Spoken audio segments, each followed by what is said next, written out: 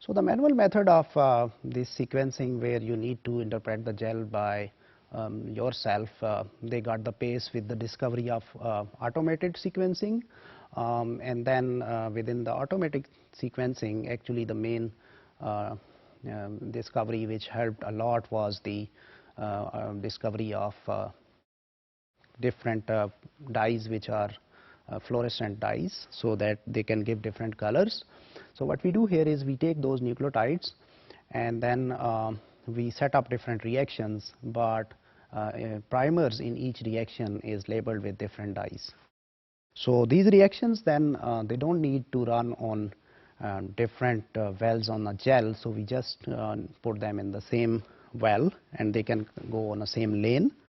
And then this band colors, they can help in the detection of which nucleotide is there. So here is how it looks like. So for example, we take the primer for adenine and color it with this green color, and this is T and obviously G and C. So we put them in the same lane, and only the color detection can tell us that which nucleotide is there.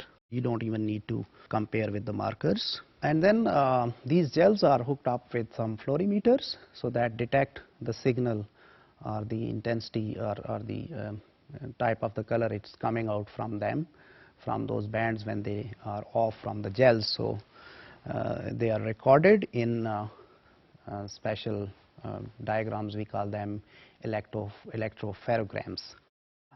Same way in capillary sequencing, there is a little bit modification. So these segments, these DNA fragments, they run through the capillaries. So here is how it looks like. So we have the sample, we put it in a buffer, so that is a negatively charged. Then we have this, we put a capillary in it, right? And then we connect the other end of the capillary to a buffer where there is a positive charge. So DNA runs from this direction to negative to positive direction. So as these bands or these fragments, they go along, there is a fluorescence detector, so it detects which color is there, and then those figures are created in the computers, which we call them as electropherograms. So in this way we can look into these colors, so they can give the idea of what nucleotides are there. So same way the amplitudes of these waves can also tell us about the mutation patterns. We will look into it in the next slides. Here is in comparison, so automated sequencing, where we can take a gel and we can connect to the equipments, and same way we can use a capillary based method, and in the end we come up with something which we call it as electropherograms. These are the charts which represents our sequences. Electropherograms, as I said, they can help us while looking into the pattern of those waves. We can look into the mutations also in the DNA. So for example, we have just one nucleotide we are looking, and some gene is homozygous with respect to that nucleotide.